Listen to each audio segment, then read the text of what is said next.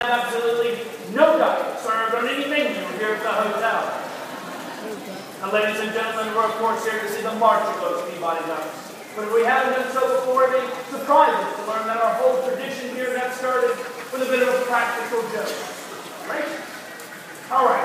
Anyway, back in 1933, our general manager, Mr. Frank Shutt, and his friend Chip Brown, hunting in Arkansas, they brought with them some live duck decoys to help them hunt. They also brought with them some Jack Daniels to help them keep warm. The gentlemen brought us a bit more on the Jack Daniels. They never quite got around to hunting, and so were surprised when they returned to the hotel and found that they had forgotten to leave their 3 English tall ducks back at the farm. They improvised, snuck them into the hotel lobby, and let them loose into our fountain instead. 13 young gentlemen retired to their rooms for the night. But when they came down the next morning, they found a few things they didn't expect. First of all, they were relieved to find that the ducks had stayed in the fountain the entire night long. They never hopped out, flapped about the lobby, or waddled off to see the sights in Memphis. But they were shocked to see a crowd that had gathered around the fountain. They rushed over. They apologized. They said that they would get this cleaned up right away. But the people there said no. They loved the ducks, and they suggested that we let them stay as our guests. And so, ladies and gentlemen, we have been honoring that request, for we have had ducks as permanent residents here at the hotel for the past 79 years. But in 1940, we had a gentleman join us, a bellman, Mr. Edward Pembroke. Mr. Pembroke was a retired animal trainer for Ringling Brothers and Barnum Family Circus. He told us that given the opportunity, he could train 5 North American Maoris to march across the rooftop, ride down the elevator, and march down our red carpet into the lobby fountain every morning at 11 o'clock. There they would stay until 5 p.m. when you would usher them out of the fountain, march them back up the red carpet, up the elevators, and back to their rooms. Mr. Pembroke did this for us, ladies and gentlemen, for 15 years.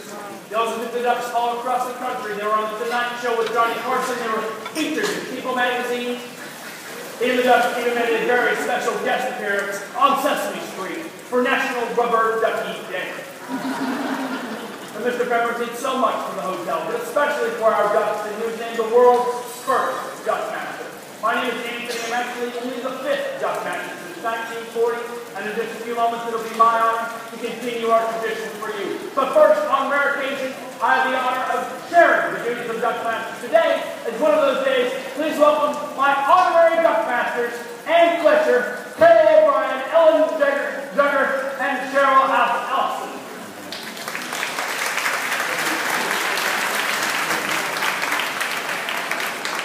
Ladies and gentlemen, celebrating a girls' weekend with us, these ladies will be helping me march my ducks today. As you can tell, they're quite wild and need quite a bit of supervision this afternoon.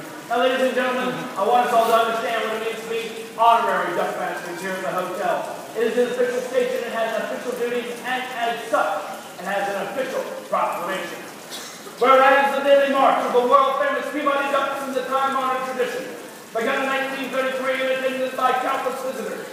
And whereas the care and protection of the Peabody Ducks must be attended to on a daily basis, and can only fall to persons of high standards and great distinction, and whereas you are such people, be it resolved on November 3rd, 2012, Ann Fletcher, Carol O'Brien, Ellen Duggar, and Cheryl Allison have been chosen honorary duck masters.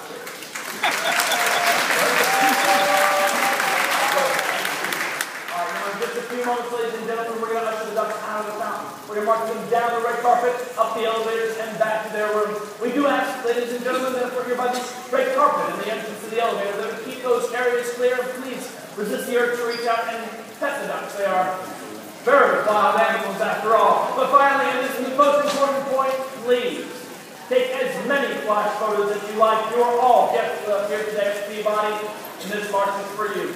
Thank you for joining us tonight, ladies and gentlemen, and again, thank you.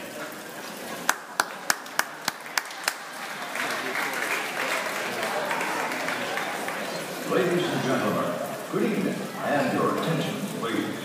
Welcome to the historic Peabody Hotel. At the center of the grand lobby, the point where the Mississippi Delta has been set to begin, stands the classic Peabody fountain, carved from one piece of Italian travertine marble. Although famous in its own right, the fountain is better known the world over because of its residents.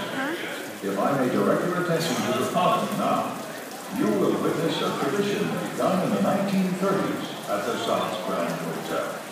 an experience uniquely yours as a guest of the Peabody.